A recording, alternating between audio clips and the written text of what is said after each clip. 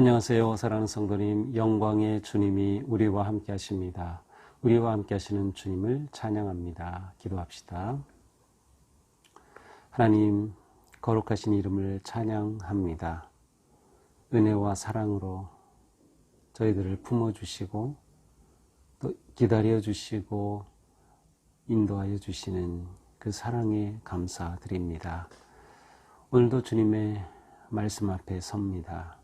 주님, 저희들이 주님이 주시는 말씀을 기쁨으로 받을 수 있도록 저희들의 마음을 열어주시고 또 주신 말씀에 순종할 수 있는 용기와 헌신, 또한 결단의 마음을 주시옵소서.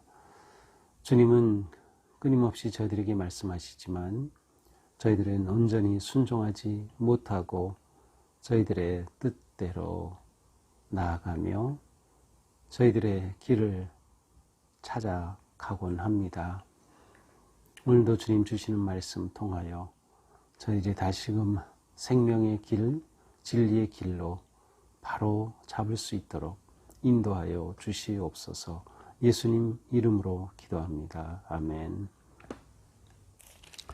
네, 오늘 말씀은 사무엘상 13장 전체입니다. 1절부터 23절까지인데요.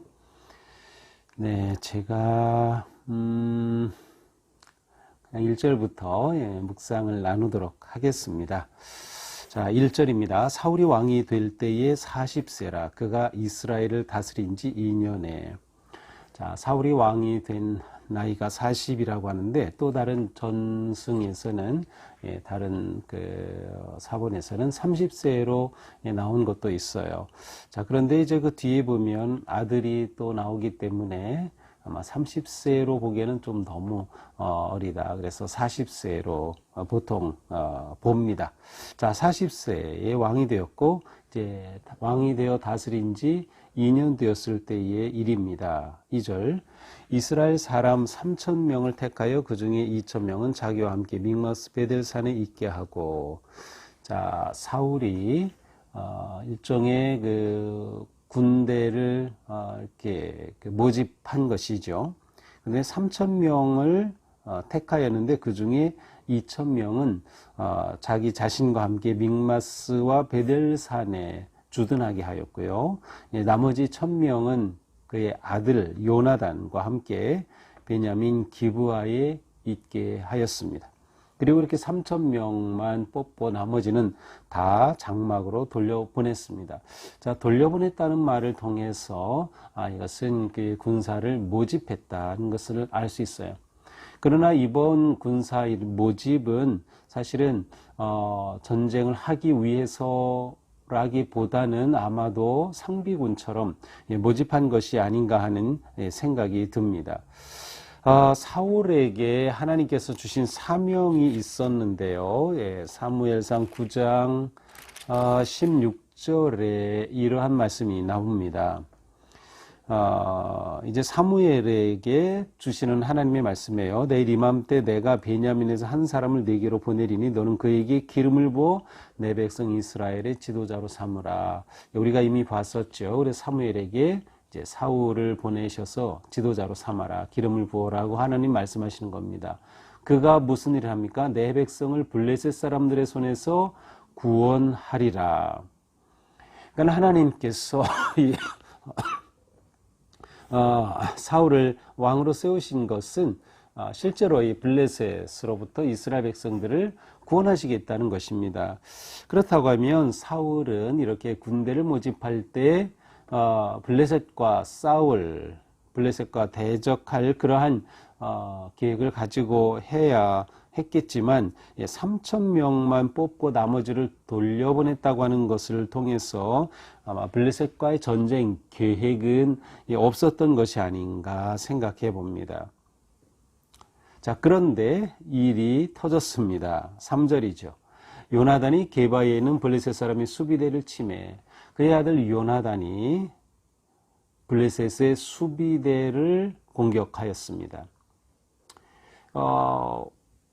사울과 미리 논의하고 공격한 것인지는 분명하지 않습니다만은 요나단이 나서서 했다는 것을 보면 아마 요나단이 굉장히 지혜롭고 용맹하거든요. 그리고 나중에는 이제 다윗과 아주 이루 말할 수 없는 단짝이고 좋은 친구였는데 이 요나단이 아마 하나님의 원하시는 것이 무엇인가를 잘 알았던 것 같습니다. 블레셋 사람의 수비대를 공격하니까 블레셋이 깜짝 놀랐죠. 그래서 그들이 군대를 이제 소집하는 겁니다. 이때가 그 사사시대에서 왕정시대로 막 바뀐 때이기 때문에 지금의 모습은 사사시대의 모습을 연상시키는 것을 우리가 느낄 수 있을 것 같습니다.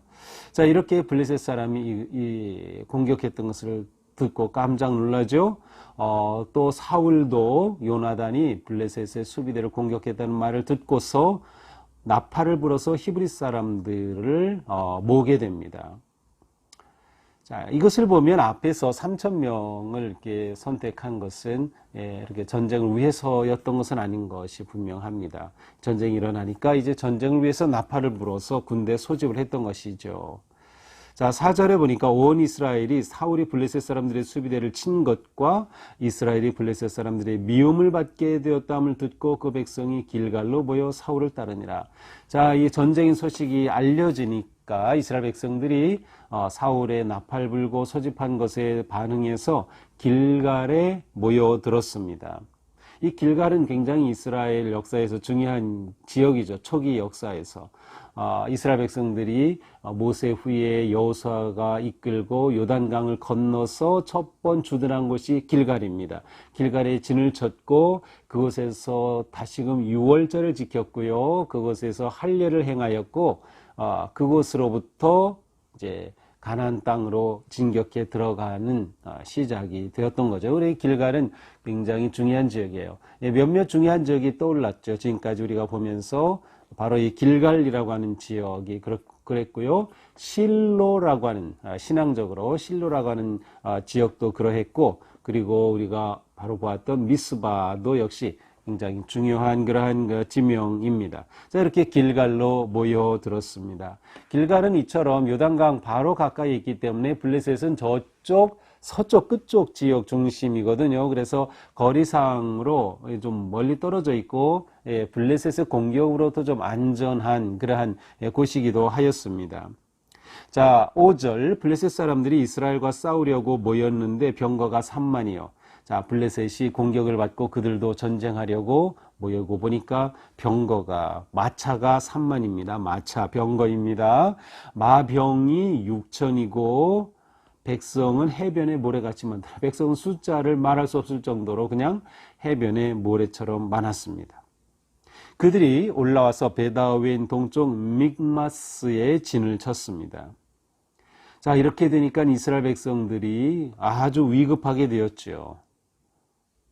그들도 전쟁이 일었다는 말을 듣고 나팔을 불어서 소집하여 길갈에 모이긴 하였는데 블레셋이 이렇게 엄청 모인 것을 보고서는 깜짝 놀라가지고 다 기가 죽어요. 그래서 6절에 보니까 이스라엘 사람들이 위급함을 보고 절박하여 굴과 수풀과 바위 틈과 은밀한 곳과 웅덩이에 숨으며, 아니 이게 무슨 말입니까? 전쟁하자고 군대를 소집했는데 모였던 사람들이 두려움에 다 숨어버리는 겁니다. 웅덩이에 숨고 그 숨는 모습을 한번 상상해보세요. 얼마나 비겁하게, 아니 하나님의 백성들이 한번 싸워보지도 않고 두려움에 빠진 겁니다. 더 나아가서 7절 어떤 히브리 사람들은 요단을 건너 갓과 길르앗 땅으로 가되, 요단 건너 동편으로까지 피난 가고 도망가는 겁니다. 싸우려고 모였다가. 사울은 아직 길갈에 있고, 자, 길갈에 사울이 있고 그를 따른 모든 백성은 떨더라. 사울은 아직 길갈에 있고 그를 따른 모든 백성들은 떨더라. 그를 따랐던 백성들이 두려움에 떨었습니다. 자, 그런데 요 구절을 이렇게 번역 가능합니다. 사울은 아직 길갈에 있고 모든 백성이 사울을 따라서 떨었더라. 이렇게 번역이 가능해요. 사울도 두려워했다는 것, 사울이 두려워하니까 사울을 따라서 떨었다. 이렇게 번역도 가능한 거죠. 자, 그러니까 지금 이스라엘이 정말 얼마나 위급하면서도 지금 대책 없는 상황이 되고 말았습니다. 자, 이런 상황에서 사울은 이 군대가 흩어지는 것을 막아야 했고요. 그들에게 용기를 주어서 블레셋과 전쟁을 해야 하는데 이렇게 흩어지는 상황이에요. 8절 사울은 사무엘이 정한 기한대로 이랫 동안을 기다렸으나 사무엘이 길갈로 오지 아니하매 백성이 사울에게서 흩어지는지라. 자, 사무엘은 사울에게 길갈로 가겠다라고 약속을 했는데 그 날짜가 딱 찼어요. 이래가 되었는데 그런데 그때까지도 사무엘이 나타나질 않은 겁니다. 자, 아직도 이스라엘은 그리고 사울은 사무엘의 영향력 안에 있어요. 굉장히 중요한 거죠. 그러니까 사울 입장에서는 사무엘이 와서 제사를 드려주고 그렇게 해서 이스라엘 백성들을 하나로 확 모아줄 것을 기대하고 있었는데 약속한 날짜에 사무엘이 나타나지 않은 겁니다. 그러니 사울은 조바심이 생길 수밖에 없겠죠.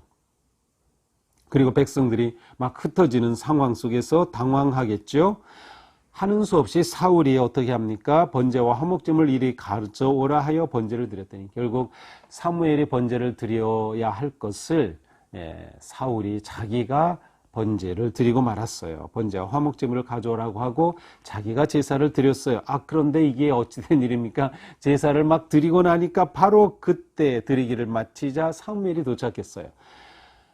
정말 어떻게 시간이 이렇게 어긋납니까? 사무엘이 조금만 일찍 왔으면 됐을걸, 아니면 사울이 조금만 기다렸으면 됐을 텐데 사울이 제사를 드리자 사무엘이 나타났어요. 모르겠어요. 사무엘이 멀리서 보고 있다가 제사 드리는 것을 보고 딱 나타나는지 모르겠지만 일부러 그렇게까지 하지는 않았을 거라고 생각이 들어요. 어쨌든 큰일 났습니다. 왜냐하면 사울이 사무엘이 드려야 할 제사를 자기가 드려버렸으니 말이죠. 사무엘이 왕에게 말하죠. 사무엘을 보고 사울이 인사를 하고 나자 사무엘이 말합니다. 왕이 행하신 것이 무엇이냐? 아주 책망하는 말투죠. 왕이 행하신 것이 무엇이냐? 그러니까 사울이 말합니다. 내 백성은 내게서 흩어지고 자기가 제사를 드린 이유를 세 가지로 말하죠. 내 백성이 내게서 흩어졌다. 첫째, 당신은 정한 날 안에 오지 아니하였다. 두 번째, 블레셋 사람은 믹마스에 모였음을 내가 보았다. 세 번째, 지금 이 상황을 설명합니다. 이래서 내가 하는 수 없이 제사를 드렸다라고 말하는 겁니다. 이에 내가 이르기를 블레셋 사람들이 나를 치러 길갈로 내려오겠거늘 내가 여호와께 은혜를 간구하지 못하였다 하고 이제 막 전쟁이 일어나려고 하는데 하나님께 제사도 못 드렸으니 내가 제사를 드려야지 하고 부득이하여 번제를 드렸나이다. 부득이하여 번제를 드렸나이다. 이것이 사무엘에 대한 사울의 변명 내지 설명입니다. 자, 부득이하여라고 하는 이 뜻은 스스로 억제하여라는 그런 단어인데 사울이 스스로 억제하지 못한 거예요. 스스로 자기의 마음을 통제하지 못했다는 뜻이에요. 우리가 신약에서 흔히 보던 성령님의 열매 중에 맨 마지막 절제가 있습니다. 바로 이 사울에게 절제력이 없었던 거죠. 자신의 마음을 통제할 성품이 부족했던 겁니다. 한편으로는 기다림의 영성이 부족했어요. 그는 끝까지 하나님의 사람 사무엘을 믿고 기다렸어야 했는데 그러지 못한 거죠. 자, 이러한 상황에서 사무엘이 그 말을 듣더니 사울에게 말하죠. 왕이 망령되이 행하였나이다. 사울에게 책망을 합니다. 망령되이 행했습니다. 왕이 하나님 여호와께서 왕에게 내리신 명령을 지키지 아니하였도다. 그리하였더라면, 만약에 지켰더라면 여호와께서 이스라엘을 위해 왕의 나라를 영원히 세우셨을 것이거늘 당신을 초대 왕으로 세웠으니 당신의 나라가 계속 이어졌을 텐데 지금은 왕의 나라가 길지 못할 것이라 결국 당신의 왕위는 오래 가지 못할 것입니다 라고 말한 겁니다. 왕의 그 행동에 대해 강하게 책망을 하죠. 자, 망령되이 행했다. 명령을 지키지 아니하였다. 사울이 명령을 지키지 아니하였다. 곧 불순종한 핵심은 사무엘이 오기까지 기다리지 아니한 것입니다. 보통 우리는 이제 사무엘이 드려야 할 제사를 사울이 드렸기 때문이다라고 보통 저도 그렇게 배웠고 또 그렇게 많이 생각했는데 그냥 율법적으로 따져 본다면 이곳에서는 이 당시에는 사울이 제사를 드리는 것 자체에 대해서 그것이 꼭 법을 어긴 것이라고는 할 수 없는 것이라고들 해석을 합니다. 사무엘이 할 수도 있겠고, 사무엘은 제사장, 사사, 또 선지자와 같은 역할을 하니까 당연히 그가 해야겠지만 사울이 제사한 것 자체가 율법이 금한 것을 한 것은 아니라고 보는 거죠. 여기서 그 사울 행동의 가장 문제점은 순종하지 아니한 겁니다. 그것은 사무엘이 오기까지 기다리지 못한 것이었죠. 자, 결국 그의 나라가 오래가지 못할 것이라고 하는 경고를 받죠. 자, 이렇게 되면 어떻게 했어야 할까요? 그렇죠. 당연히 사울이 내가 잘못하였나이다. 내게서 이러한 일이 일어나지 않게 하여 주소서라고 회개하였어야 마땅합니다. 그런데 사울에게서는 전혀 회개의 모습을 찾아볼 수 없습니다. 이것이 나중에 우리가 보게 될 다윗과 완전히 다른 점입니다. 사울은 그러지 못했어요. 결국 어떤 존재가 됩니까? 그러므로 여호와께서 그의 마음에 맞는 사람을 구하여 여호와께서 그를 그의 백성의 지도자로 삼으셨느니라. 완전히 확정적으로 말합니다. 삼으실 것이다가 아니고 삼으셨다.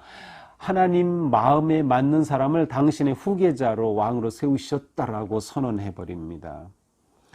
하나님은 하나님 마음에 맞는 자를 택하시고 세우신다는 거죠.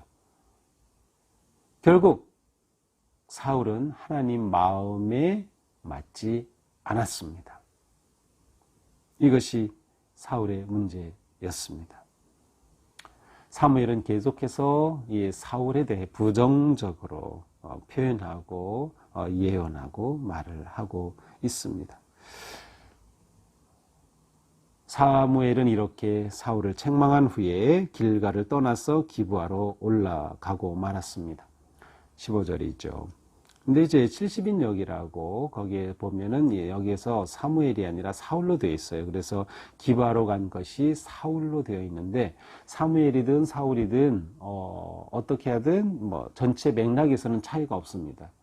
오히려 사울로 보는 것이 전체 흐름상으로는 더 자연스럽게 이어질 수도 있어요. 그러나 사무엘은 이제 기브아로 돌아갔다. 자, 이렇게 되자 사울이 자기와 함께한 백성의 수를 세어보니 600명가량이라. 모두 숨고 도망하고 600명밖에 남지 않았습니다. 자, 사울과 그의 아들 요나단과 그들과 함께한 백성은 베냐민 게바에 있고, 자, 게바에 있고, 블레셋 사람들은 믹마스에, 아까 나왔죠? 믹마스에 진을 치고 있는데, 이 블레셋 사람들은 셋으로 이 대열이 나눠져 있었어요. 한 대는 오브라기를 따라 수할 땅에 진치고 있었고요. 한 대는 베토론 길로 향하였고, 또 세 번째 그 대는 광야 쪽 스보임 골짜기가 내려다 보이는 지역길로 향하였다. 그래서 블레셋이 셋으로 나눠서 지금 움직이고 있는 것입니다. 자, 19절부터는 바로 이 당시의 그 군사력에 관한, 아마 군사 무기에 관한 그런 설명입니다. 19절. 그때에 이스라엘 온 땅에 철공이 없었으니 이는 블레셋 사람들이 말하기를 히브리 사람이 칼이나 창을 만들까 두렵다 하였습니다. 자, 이스라엘 백성들 중에는 철을 다룰 줄 아는 사람이 한 명도 없었습니다.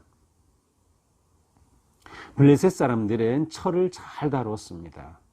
블레셋 사람들은 철기 문화를 누리고 있었지만 이스라엘 사람들은 아직 청동기 문화권입니다.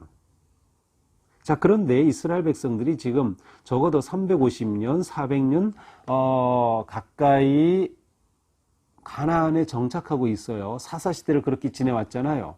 그 기간 동안에 블레셋으로부터 철기를 다루는 쇠를 만들고 쇳물을 만들어서 그것으로 무기를 만들고 농기구 만들고 하는 그러한 기술을 배우지 못한 겁니다.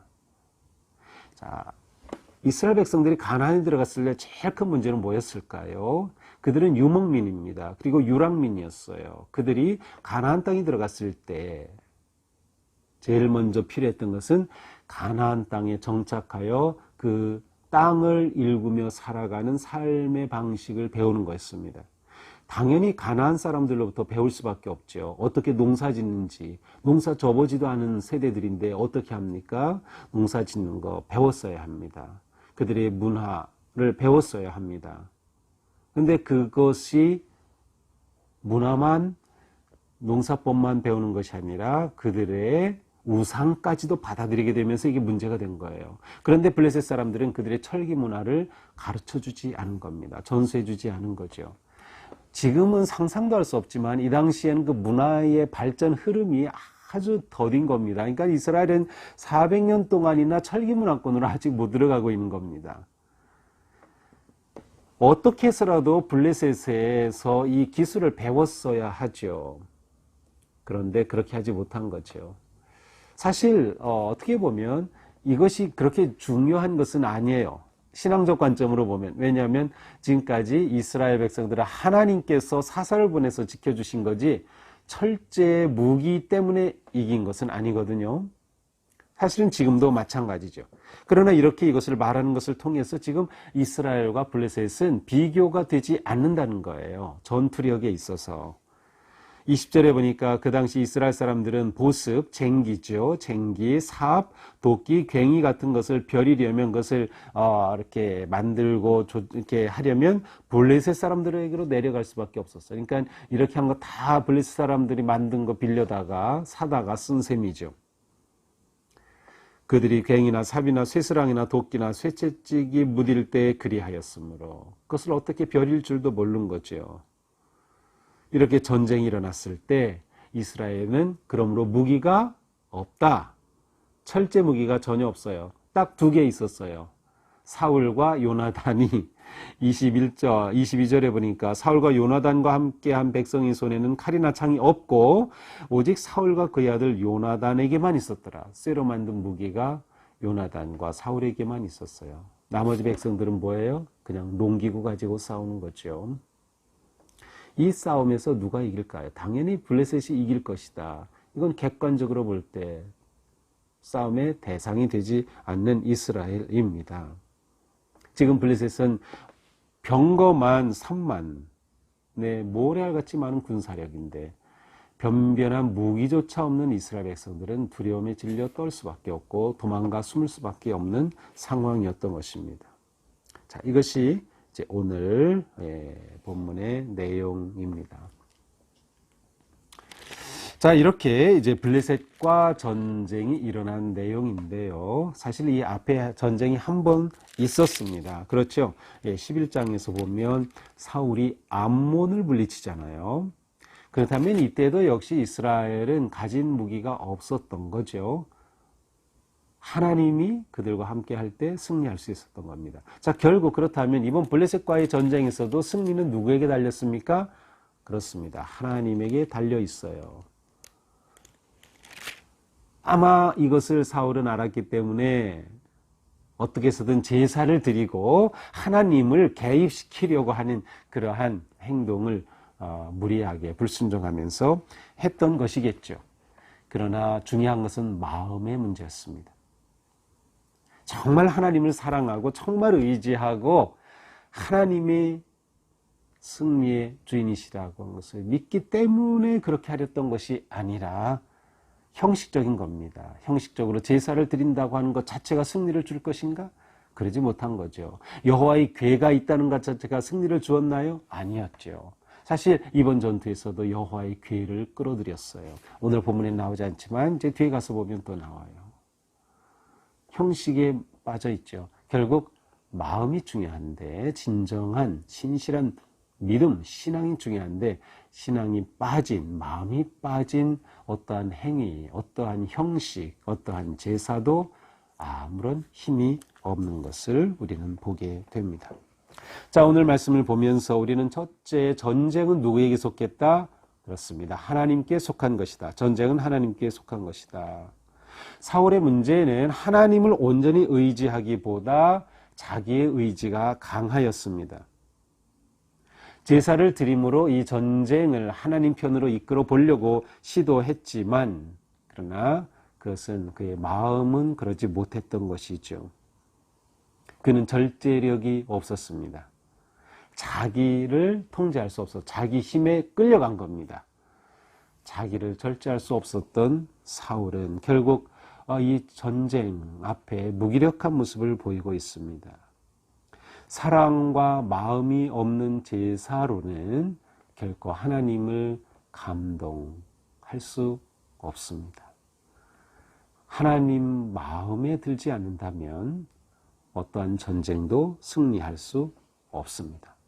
법궤만 있다고 되는 것 아닙니다.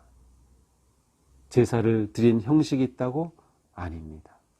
자기중심적인 생각을 내려놓고 완전히 하나님만 의지할 때 전쟁의 주인이신 하나님은 승리를 주시는 것입니다. 그러므로 전쟁에 승리하기 위해서는 무엇이 필요할까요? 순종입니다. 오직 하나님만 의지하고 자신의 모든 것은 내려놓는 것이죠. 전쟁은 하나님께 달려있기 때문입니다. 자, 그러면 우리는 어떻게 살아야 할까요? 우리의 살아가는 삶의 전투에서, 마음의 전투에서, 믿음의 싸움에서 승리하려면 우리는 하나님 마음에 합한 사람이 되기에 힘써야 하는 것입니다. 다윗이 바로 그러하였죠. 하나님이 마음에 맞는 사람을 세웠다. 바로 다윗에 관한 말이죠. 다윗은 하나님 마음에 맞는 사람이었어요. 왜 그랬을까요? 다윗이 잘생겼기 때문에, 물론 다윗이 잘생겼다고 나와요. 준수하다고 나오긴 합니다. 그러나 그것이 하나님 택한 이유가 아니었어요. 오히려 그의 형들이 더 잘생겼습니다. 다윗이 실력이 있었기 때문에? 아닙니다. 다윗이 능력이 있었기 때문에? 아닙니다. 다윗은 오직 하나님 앞에 겸손하고 순종하였습니다. 그가 잘못된 것을 깨달을 때는 즉시로 하나님께 회개할 줄 아는, 무릎 꿇을 줄 아는 사람이었던 것이죠. 순종하는 자에게는 부득이가 없습니다. 순종하는 자에게는 부득이가 없습니다. 사울은 제가 부득이하게 제사드렸습니다 라고 말하죠. 불순종하는 자의 변명입니다. 우리의 신앙생활은 어떻습니까? 정말 우리가 하나님께 순종한다면 우리 신앙에 부득이는 없는 겁니다. 우리는 오직 하나님께 네 라고 응답하며 순종할 뿐입니다.